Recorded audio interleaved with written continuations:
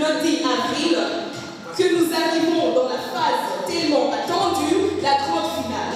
Je suis de la génération égalité. Levez-vous pour les droits de la femme.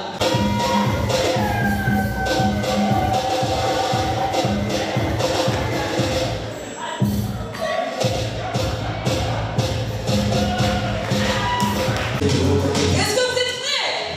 On commence. Le jury, est-ce que vous êtes prêts? Je suis de la génération égalité. Levez-vous pour les droits des femmes. Qui va remporter la victoire? Qui va savoir bien débattre?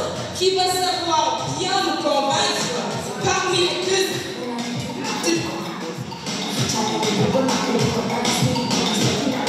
Nous restons qu'avec deux universités.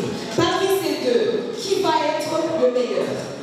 Du concours de débat interuniversitaire. Les débatteuses, vous êtes prêts, les débatteurs? Vous êtes prêts? Vous êtes prêts?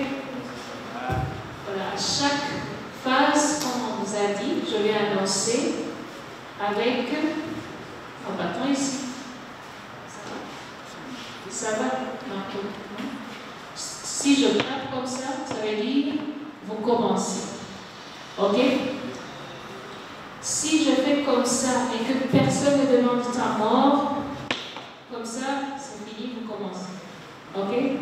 Chers membres du jury, Auguste Assemblée, chère équipe adverse, bonjour. On représente l'équipe de l'Université du Lac-Tanganyika. On va débattre, on va prendre la partie contre par rapport au thème qu'on a. Je suis de la génération égalité. Levez-vous pour les droits de la femme. Les hommes ont compris que la femme ne représente plus seulement la sublimation. Ce monde est fait de déséquilibre. Ce monde est fait d'inégalité. Ce monde est fait de différence. Mais au-delà de tout positionnement, au-delà de toute culture, au-delà de toute coutume, au-delà de toute la tradition, au-delà même de ce débat, imaginez un monde où tout serait égal. Imaginez un monde où tuer une personne et la sauver serait égal. Imaginez bien un monde où le mal et le bien auraient la même valeur.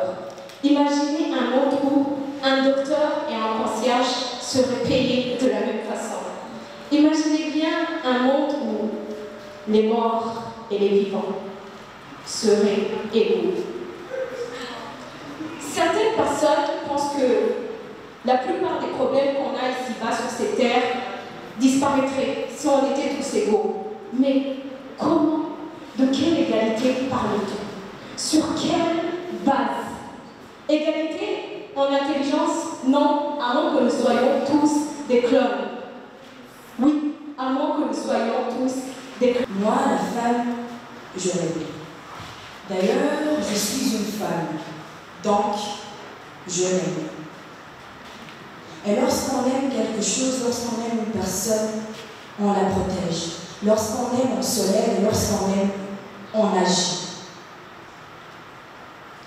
Moi, je suis cette femme qui a vu autrefois son père dire à son frère: tu auras le monde, tu auras les aventures, mon fils, mais pour toi, je n'ai que la cuisine, ma fille.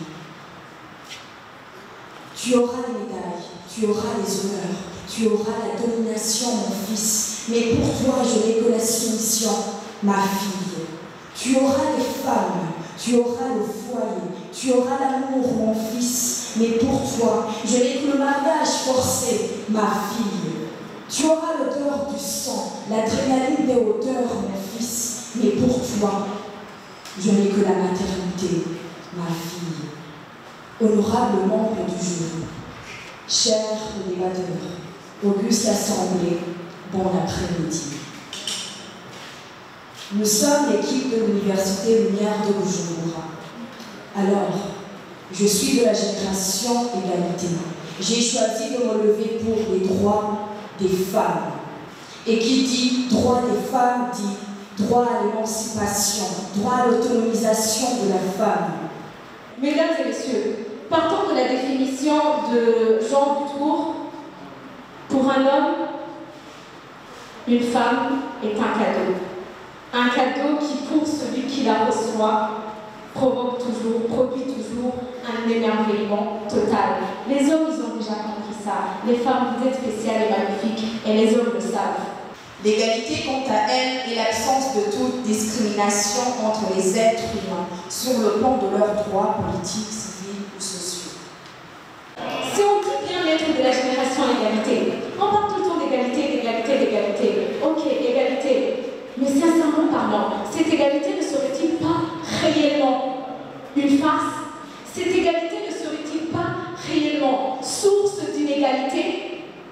On en convient que l'égalité dont on est en train de parler maintenant, c'est pas une évidence, c'est pas une réalité actuelle. Mais il faut bien différencier deux concepts, la réalité et la vérité.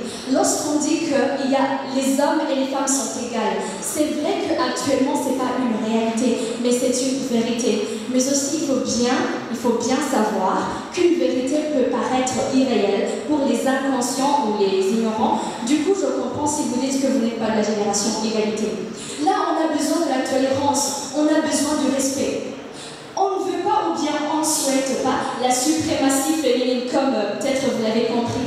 Non, on a juste besoin que l'homme soit égal à la femme. On veut que l'homme et la femme aient les mêmes droits. On veut que l'homme et la femme aient les mêmes chances, les mêmes opportunités et la même reconnaissance. Ils prônent pour la génération égalité. Mais je vous dis franchement, ce ne sont pas seulement des femmes qui subissent des violences. Il y a aussi des hommes qui subissent des violences. Si vous prenez pour l'égalité, pourquoi pas aussi se battre pour les hommes? Je vous dis franchement, l'Organisation mondiale du travail démontre des pays où les femmes sont plus rémunérées que les hommes. Leurs violences sont occultes parce qu'ils n'ont pas où se plaindre. Est-ce que la femme a-t-elle raison de combattre pour l'égalité? Dans ce monde, nous tous, hommes et femmes, avons des capacités, avons des potentiels qui sont excessivement très différents. Et dans notre vie, comme nous le voyons bien sûr, la course vers l'égalité a toujours gêné de plus en plus l'incitation à se dépasser. Car nous voyons bien que chacun est l'homme et la femme, bien sûr que à peu près 50%, car ça peut aussi créer une limite. Donc on ne peut pas dépasser. Alors qu'on peut se dépasser dans tout ce dont nous faisons. Si ce ne sont pas nous qui nous levons pour militer pour les droits des femmes qui vont le faire. Et puis permettez-moi de citer Michelle Obama dans Discours choisi, un roman écrit par Barack Obama, page 69, paragraphe numéro 4 à partir de la ligne 2. Ne confondez pas égalité et uniformité. La femme doit jouir de ses droits tout en restant femme. Nous ne revendiquons pas la suprématie, chères co-débatteuses, chers co-débatteurs. Nous revendiquons l'égalité.